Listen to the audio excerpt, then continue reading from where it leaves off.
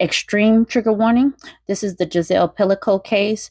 There are themes of rape and extreme violation over decades, but justice has been served. Dominic Pelicot will be serving 20 years behind bars for what he did to his wife. This article is from NPR. They've been reporting on this in multiple news outlets. Dozens of men are found guilty in mass rape case of French woman drugged by her husband. A French panel of judges found dozens of men guilty of raping a woman whose then husband had drugged her unconscious over the course of a decade. The court sentenced the husband to a maximum 20 years of imprisonment.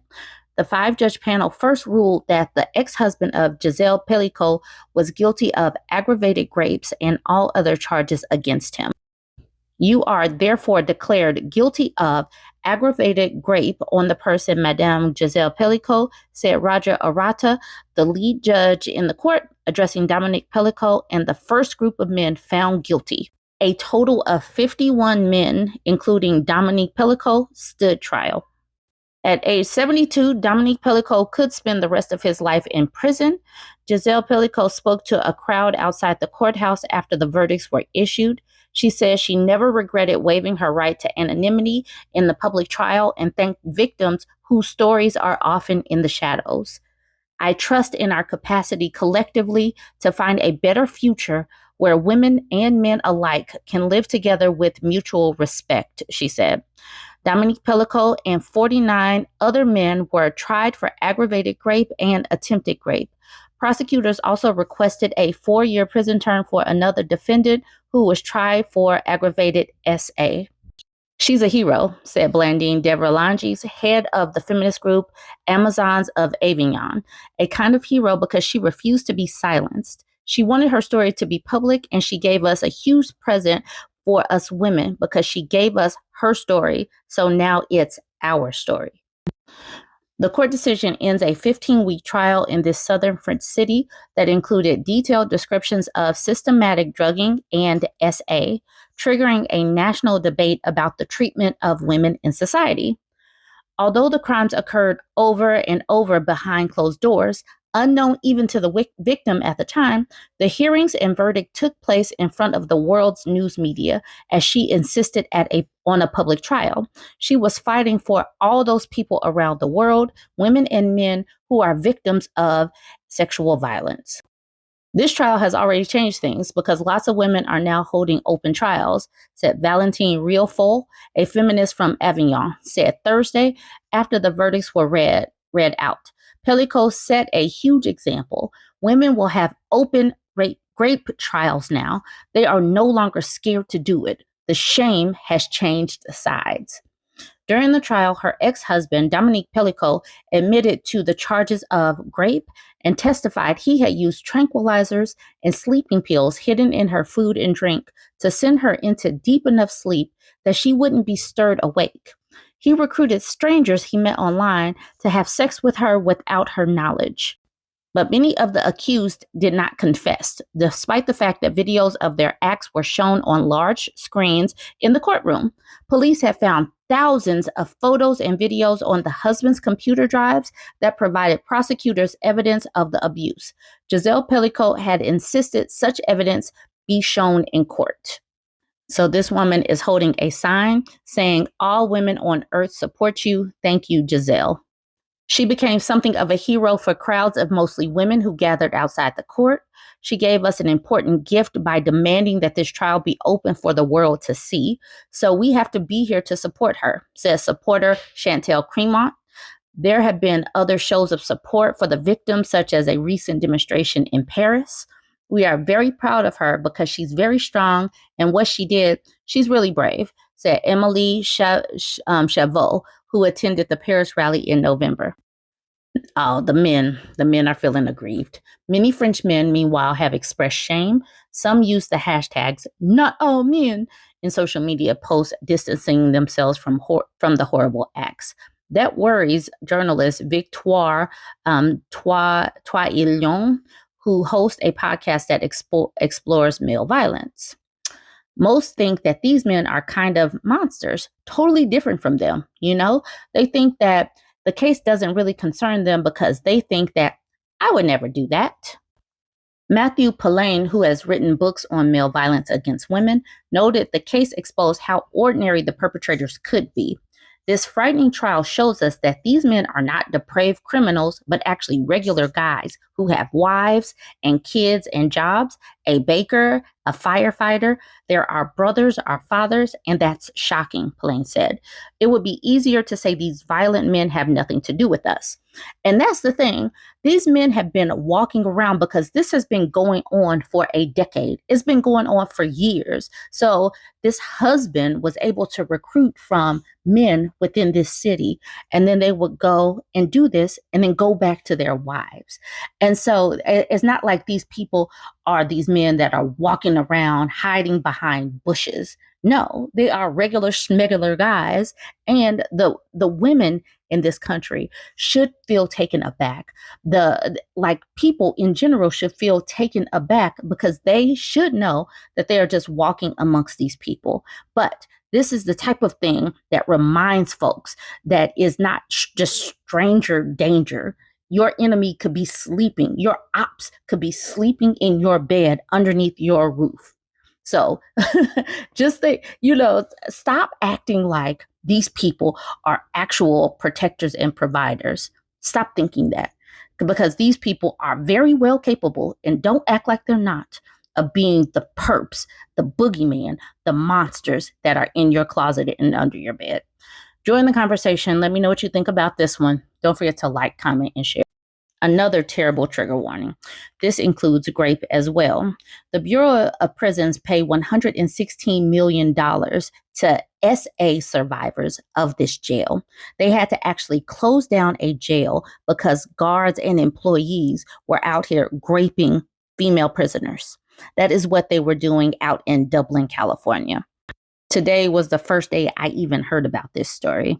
The Bureau of Prisons will pay 103 SA survivors at FCI Dublin nearly $116 million. This is the largest settlement by the Bureau of Prisons in U.S. history. This settlement is different from a class action lawsuit that prompted court-mandated reforms for 2 years. The Bureau of Prisons on Tuesday agreed to pay $115.8 million to 103 women who alleged they were SA'd at the now closed FCI Dublin all-women's prison. This is the largest settlement ever paid by the Department of Justice to incarcerated women, according to one of the women's lawyers, Jessica Pride. This historic settlement sends a powerful message. Systematic abuse of prisoners will not be tolerated. This has been years in the making. Today just feels like a surreal day. Pride said if she had her way, the amount would be 10 times as much, because there is really no amount that you can place on what a survivor goes through and being SA'd. Pride said the lowest amount to be distributed will be $500,000 and the highest amount will be $1.6 million. Less than 10 of the plaintiffs are now out of prison. Darlene, who now lives in Seattle and says she was violently SA'd by a medical officer at FCI Dublin, says she never thought this day would occur. I'm shocked, Darlene said in an interview. She says she plans to pay off bills, her restitution, get counseling, and even start a nonprofit for SA survivors with the money. She didn't want to state specifically how much she'll be receiving, but she hinted it's somewhere near $1 million. Two retired judges, Gail Andler and Rhoda Trapp, interviewed each of the women to determine how much she should get. The monetary amount was based on the type of trauma the woman suffered, how many times she suffered abuse, and her past SA trauma, Pride said. Christmas has come early, Pride said, adding that her clients were overjoyed and grateful with the money, which they can now use to get therapy and go back to school if they want. One woman named MR in court documents just filed her suit in September 2022. Since then, the other women's cases were consolidated into this one, and the settlement was overseen by U.S. District Court Yvonne Gonzalez-Rogers, who has presided over all criminal and civil matters related to FCI Dublin for more than 2 years. In an email statement, the BOP acknowledged the settlement, adding that the agency strongly condemns all forms of SA behavior and takes seriously its duty to protect the individuals in our custody, as well as maintain the safety of our employees and community. The BOP added that the agency remains committed to rooting out criminal behavior and holding accountable those who violate their oath of office. Beyond this, we have nothing additional to provide. Individual women sued the BOP over the abuse they said they endured at the FCI Dublin, where 7 officers, including the warden, have been sent to prison for essaying women in their car. One of those women was Amy Shavira of San Diego County.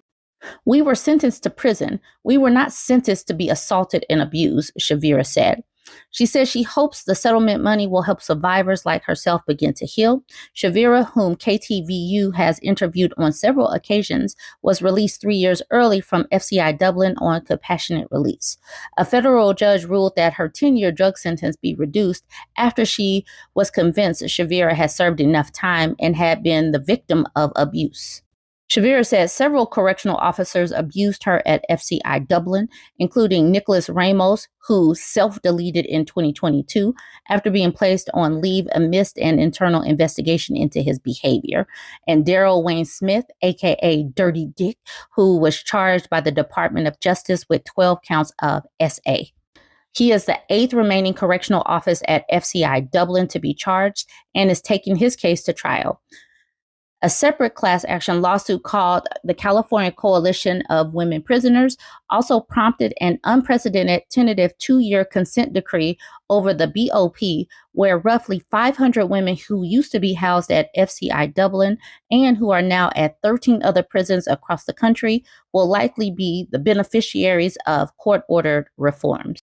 Gonzalez Rogers says she was leaning towards approving the consent decree if 2 sides could hammer out some details, including paying Special Master Wendy Steele in a timely manner at a separate court hearing on Monday regarding the class action case. Susan Beatty is one of the attorneys who sued the BOP over these reforms, which include not being placed in solitary confinement as a form of retaliation for speaking out and being given adequate mental and medical health care services. Beatty said this money is a huge victory for all women who were so brave to speak out. But money will not free survivors from prison, and it will not bring back survivors who were deported, and it will not prevent future prison staff, SA, Beatty said. The fight is far from over, and survivors and advocates will continue to call for real systemic changes. The BOP closed the prison in April and made it a permanent decision last month.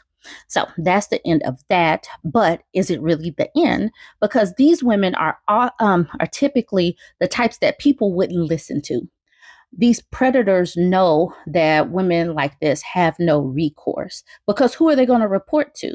And the way they did it, they kept these women sequestered so they couldn't talk to each other. And obviously they don't have anyone to report up to if it is the staff that are violating people, if it's the medical staff that's supposed to be taking care of their physical needs that's violating people. Who do you report to?